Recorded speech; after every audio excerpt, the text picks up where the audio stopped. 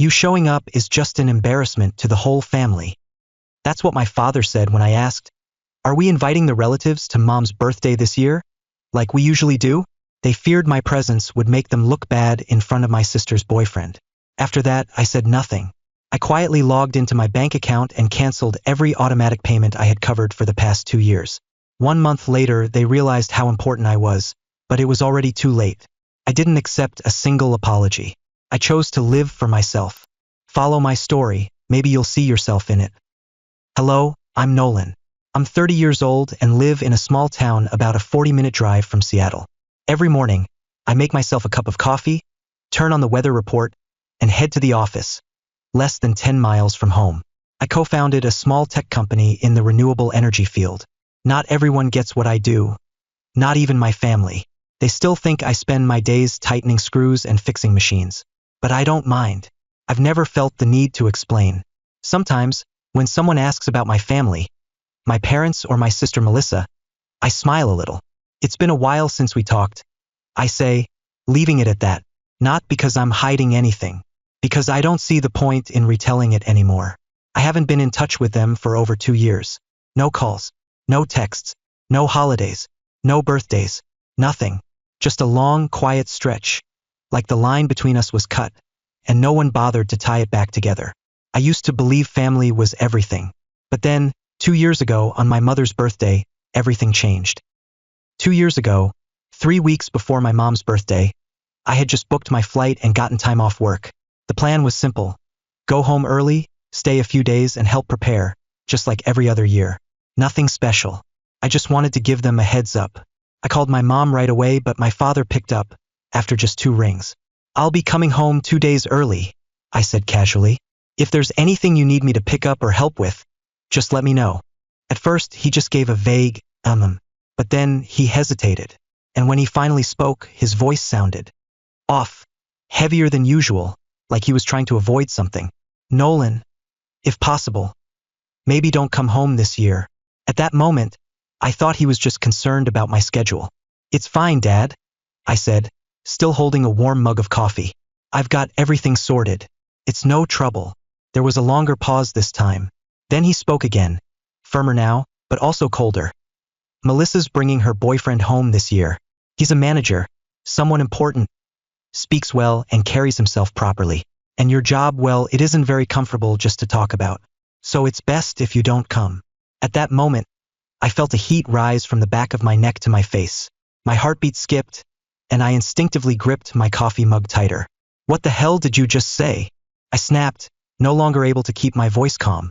Are you seriously saying that to me right now? He didn't deny it, didn't take it back, didn't soften.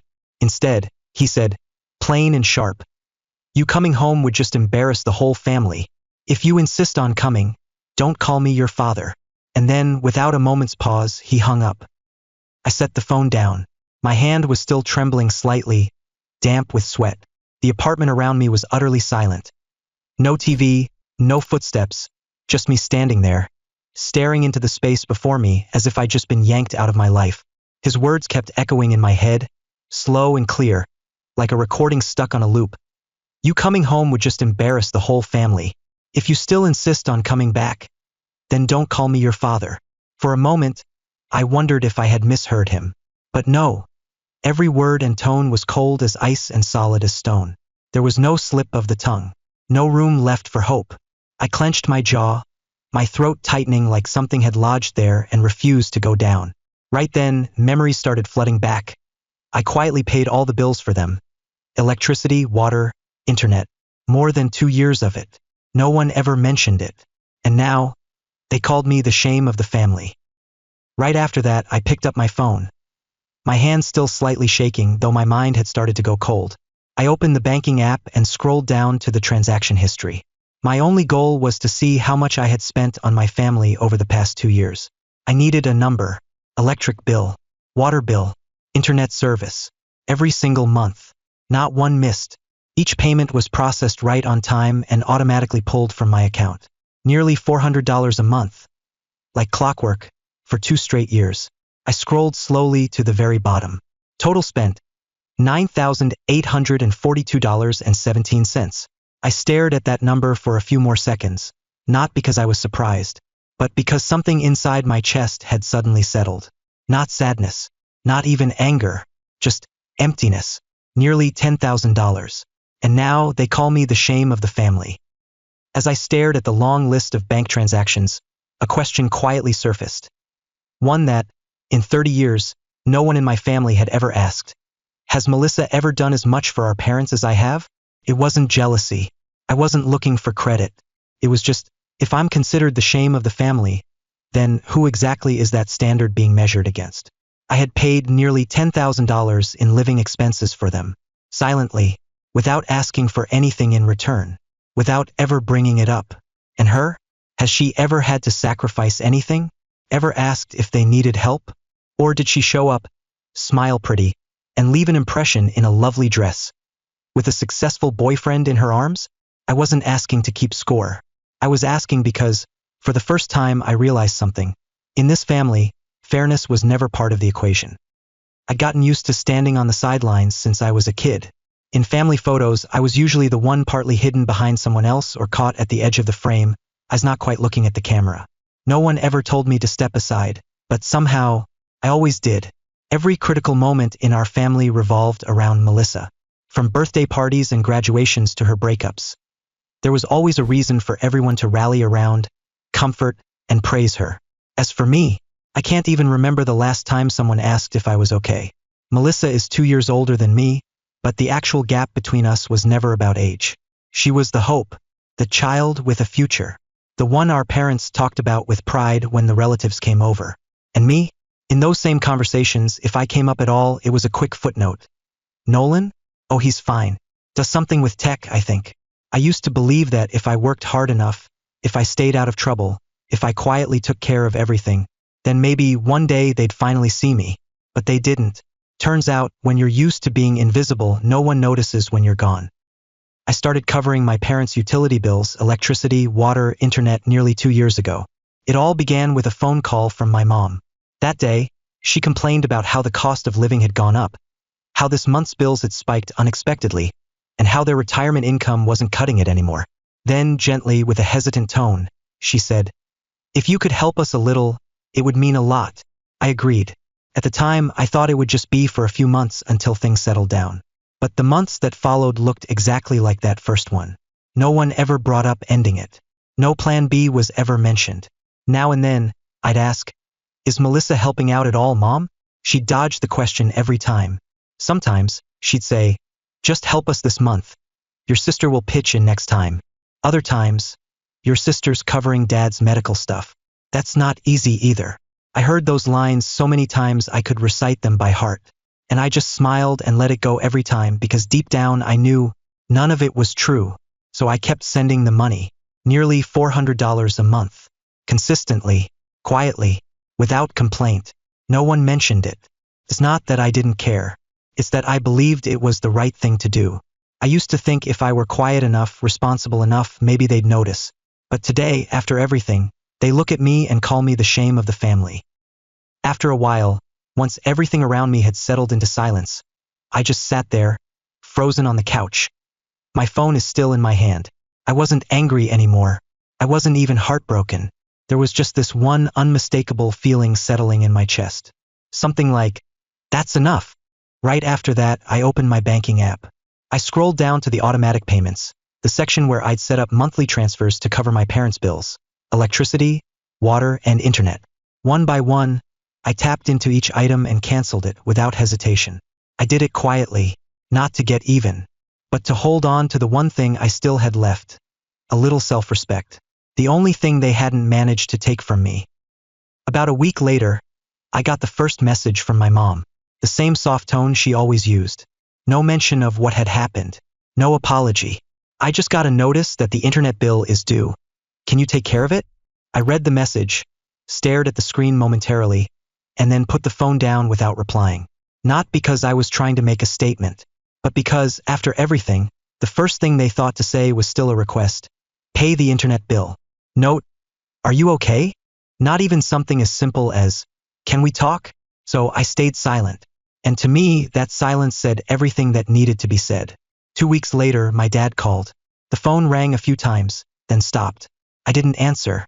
A few minutes after that, he left a voicemail. His tone was sharp, impatient, just like it had always been. The power company called. This month's bill hasn't been paid. What's going on? Still no concern. Still no acknowledgement of what he said the day I called to say I'd be coming home for Mom's birthday. I listened to the message, turned off the screen, and laid the phone face down on the table. And just like that, I stayed silent, through to my mother's birthday. About 3 weeks after the day my father told me not to come home, it was my mother's birthday. The party went on like every year, her favorite roasted chicken, the usual cake from the bakery she liked, and a few close relatives gathered around the dinner table. Everything was neatly planned and in place except for me. That afternoon, at precisely 4 p.m., I was sitting in my living room, holding a cup of coffee that had long gone cold, when my phone buzzed. It was my mom calling. I looked at her name on the screen for a few seconds, then put the phone down. They didn't answer, didn't even think twice. A few minutes later, my dad called. Then Melissa. 3 calls in less than 10 minutes. I let them all go. No curiosity. There is no urge to respond. I stayed right where I was, leaning gently against the back of the chair, eyes resting on the fogged-up window. The sky outside was a dull gray. No rain, but cold in that quiet, creeping way that feels like winter just brushed up against your doorstep. About 10 minutes later, the messages started coming in. Mom was first. Nolan, the power's been shut off. The whole house is dark. Please pay the bill. I picked up the phone and read her message in silence. No anger, no surprise, just a quiet hollowness spreading through my chest. The kind you feel when you've spent years caring for a family, and now, you're the only one left carrying that weight. Then my dad. No water. We can't cook. Handle it now. Then Melissa. Internet's down. Guests are arriving. Please fix this, urgent. I glanced at the clock. 5:12 p.m. I remembered clearly. I canceled all the automatic payments precisely 3 weeks ago, right after the night. My father told me that if I insisted on coming home, I should never call him Dad again. And now, in the middle of the birthday party, they told me not to attend. Everything started shutting down, the power, the water, the internet. Each one disappeared right when they needed it most. I didn't text back, didn't call. I felt no need to explain. I just sat there, slowly turning the cold coffee cup in my hands, eyes still gazing out the window, as if looking past everything I could see. And in that moment I knew they weren't calling because they missed me. They were calling because there was no one left to carry the burden for them. By around 6 in the evening, my phone started buzzing again, non-stop this time. But it wasn't my parents or Melissa anymore. It was the relatives, the ones who only show up on holidays but somehow feel entitled to pass judgment. The messages came in waves. Some called me disrespectful. One said outright, "You embarrassed your mother in front of the whole family." Another, more subtle but just as cutting, "Your sister was right. People like you shouldn't show up on a happy day." I read through each message, not bothering to reply. Not because silence meant agreement, but because I'd long stopped trying to explain myself to people who always chose the louder crowd over what was right. I was about to set the phone down when the screen lit up again. It was Aunt Lauren, the only person in the family who still held a bit of trust in me. She was calling on video through an old app only she and I still used, because we were the only ones who ever cared enough to look each other in the eye when it mattered. I hesitated for a moment, then answered on the second ring. The first thing that came into view was her face, slightly blurred by the yellow glow from the kitchen behind her. A place I used to know like the back of my hand. Every crack on the wall, every squeaky cabinet. But tonight, the room felt different. There were clinks of silverware, awkward laughter, and scattered small talk floating in the background. She looked at me through the screen, her eyes soft but worried. "You're not going to pay it, Nolan?" Her voice wasn't accusatory, just light, like she was trying to figure out what was happening. I looked into her eyes, and when I finally spoke, my voice was slow, like I was dragging up something I had buried for too long. "You know, Auntie, it was Dad told me not to come." I swallowed hard. "He said if I still insisted on showing up, I shouldn't call him my father anymore." She went quiet. Her gaze shifted as if she were scanning the room behind her. And right then, the call descended into chaos. I heard my mother's voice, more evident now, cutting through the noise. "Tell him I'm ashamed of him. On this day of all days. How could he do this?" Then my father, sharp and loud. "It's not that serious. It's just paying a few bills. What kind of man gets petty over money?" Another voice. I think it was my uncle. Poor Melissa, having to deal with a brother like that. Footsteps approached the camera. Melissa appeared behind Aunt Lauren, arms crossed, lips curled in irritation. He even picked up the call? Mom's been crying all day. Does he even care? Seriously, no shame at all. I didn't say a word. I just watched and held onto my silence, as if it were the only form of self-protection I had left. Just as I was about to end the call, another face appeared from the left side of the screen. A young man with neatly combed hair and a dark suit. He looked at me, a flicker of confusion in his eyes, then offered a hesitant smile. "Hey, boss," he said, voice slightly rough, like he wasn't sure if those words belonged in this moment. I froze.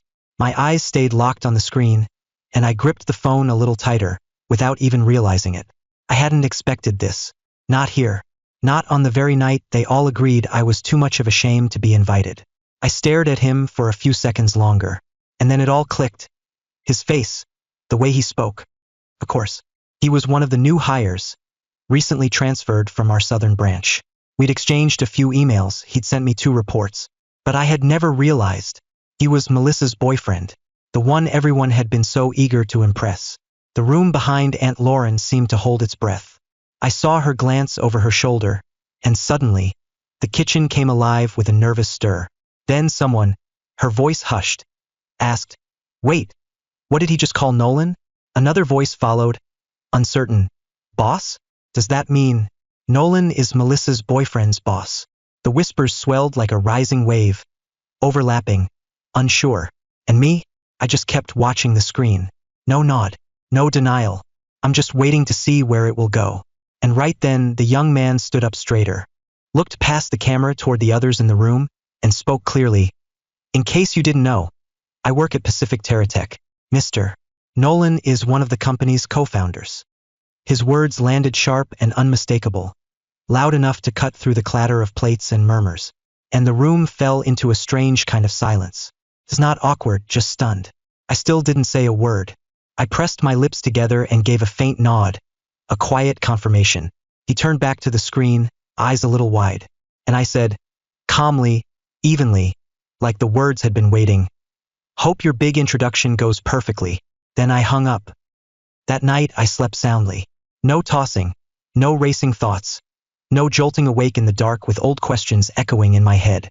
For the first time in years I felt light, not out of satisfaction, but because finally they knew who I was. The following day, before sunlight had entirely slipped through the thin curtains, I reached for my phone and checked my emails, like always. A few meeting reminders, a couple of notes from accounting. Then I saw a name I didn't recognize in the from field, Hudson Kane. I opened the email. The first line hit me right away. "I'm sorry. I didn't know you were Melissa's brother. I've always respected you at the company." I raised an eyebrow, leaned against the pillow, and kept reading. Hudson wrote that he had been genuinely surprised to learn about the family connection between me and Melissa. And then, without sidestepping or softening it, he said, "I didn't expect her to be like that. I'll be ending this relationship. Thank you for not putting me on the spot before everyone." I rested the phone on my chest and closed my eyes momentarily. It took me a few minutes before I reopened the inbox and started typing my reply. Slowly, clearly, and without dressing it up. "Hudson, that's your matter. I don't expect anyone to make decisions to stay in my good graces. Think carefully before you do anything. And for the record, I don't bring family into the workplace." I hit send. No further thought. No lingering emotion. For me, that was enough. Some things, once they're clear, I don't need anything else. Around 10 a.m., just as I was wrapping up a meeting with the department heads and gathering my notes, my phone buzzed in my pocket. I pulled it out and saw the name Melissa, my sister. I stared at it for a few seconds, then hit decline. Not out of anger, not to make a point, just because I'd grown tired of apologies that only ever show up after everything's already fallen apart. 5 minutes later, a message came in. "I'm sorry. I didn't think Hudson would change like that. You're his boss. If you said something, I'm sure he'd listen. Please talk to him. Ask him to come back to me." After reading it, I approached the hallway window and leaned against the glass. I reread the message, and again. Then I typed my reply. Not long, not short, just enough for her to understand. Hudson didn't leave because I told him to. He left because of how you live, how you treat people, how you look down on what you don't understand, and how you always assume that with a soft enough voice, you can steer anyone. I hit send, slipped the phone back into my pocket and returned to my desk. But less than a minute later, another message came through. I know, I messed up. This time, I mean it. I'll change. Please, believe me. Just this once. I didn't respond. I read it, sat with it for a moment, but nothing stirred inside me. Not because I didn't care, but because I finally understood. Sometimes the distance between two people, it isn't in the apology. It's in when the apology comes. I quietly deleted the message, left nothing behind, and turned back to the life that was still actually happening. A week later, on a Friday afternoon, just as I stepped back into the house from the garage, I froze right there on the porch. My parents were standing at the front door, each holding a small suitcase, faces drawn with fatigue from a long flight. I didn't ask why they were here, because if they had flown all the way out to see me, it wasn't just a casual visit. I opened the door and let them in. No tension, no forced politeness, just a simple decision. I didn't want to have that conversation outside, with the wind picking up along the porch. We sat in the living room. The tea on the table was still steaming. My father spoke first. He apologized with a tone calmer than usual. My mother added to it, said they'd thought things over, maybe they had gone too far, that things should have never gotten to this point.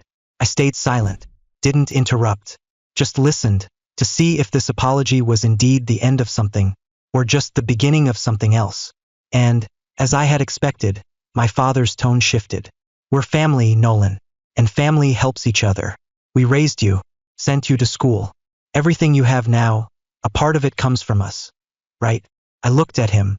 My expression didn't change, but my posture straightened just slightly. Then my mother spoke, her voice soft. It's like she was saying something completely reasonable. If you could, maybe send us about $2,000 a month. Just a little support. It's not much for someone like you. I looked at the two people sitting in my living room.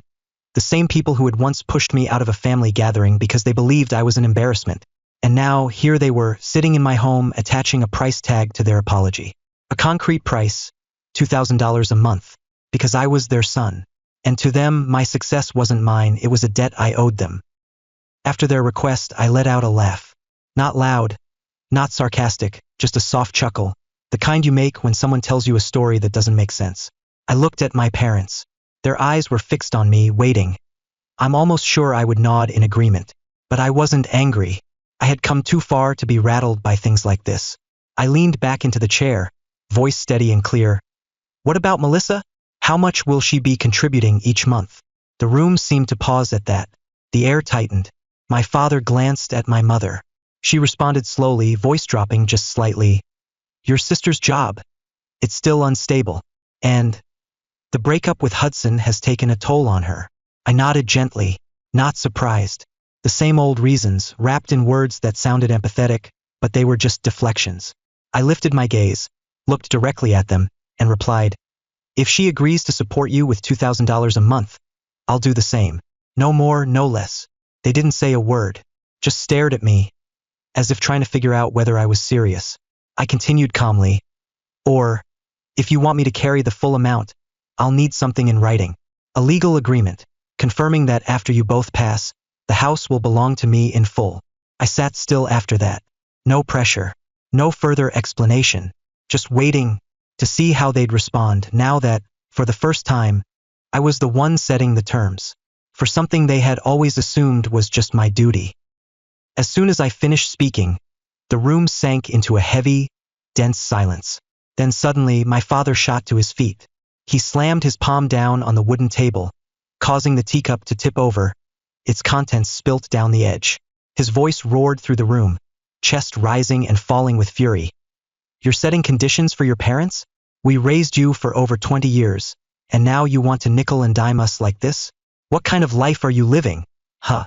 He was shouting so loud. I wouldn't be surprised if the neighbors next door heard every word. I didn't move, didn't flinch. I just sat there, hands resting on the arm of the chair, eyes locked on his, not cold, but no longer soft. I waited for him to finish. Then I stood up slowly. My voice came out low and calm, but clear enough to cut through the storm he just unleashed. I think You both should leave my house. It wasn't a threat. It wasn't said in anger. It was simply a request, from someone who had reached the very end of what respect could offer. No one said another word. Only the sound of luggage dragging across the hardwood floor, and the door clicking shut behind them, quieter than everything they had just left behind inside me. It's been 2 years since the last time I saw them. Right here, in my own home. I didn't block their numbers. I didn't change my email. I didn't cut them off completely. I just stopped reaching out and waited. I waited to see if when I was no longer the shadow of duty and obligation, they'd still see me as part of the family. In these 2 years, there's been no call, no message asking how I've been, no mention of birthdays, health, or even a simple, "How are you doing?" I used to believe maybe one day they would change, but I've come to understand not everyone changes, especially those who've never believed they were wrong to begin with. I still live here, still work, still carry on with life. The only difference is, I no longer let myself become an emotional ATM. Willing to give, willing to be hurt, all in the name of duty. And if there's one thing I've taken from all of this, it's this: family is not a place where people get to demand your kindness and call it love. Real family, it is where you're seen as a person, regardless of what you have to offer. Not as a wallet, not as a backup plan, not as the last resort when everything else falls apart. And before I close this chapter, I want to ask you something. Was I wrong? For choosing not to go back? For saying no to supporting my parents with $2,000 a month? Even though they're older now, even though they once raised me? I used to believe that family could heal everything. But after being treated like a stranger in my own home, more times than I can count, I chose to stand up and step out of that cycle. Was I too cold? Or maybe, was I finally learning to love myself at the right time? Leave your thoughts down below. I genuinely want to hear from you, whether you agree or see things differently. If the story meant something to you, don't forget to hit subscribe to support the channel. There are still so many stories waiting to be told, waiting to be heard. Take care, and I'll see you in the next one. Thank you for staying until the very end.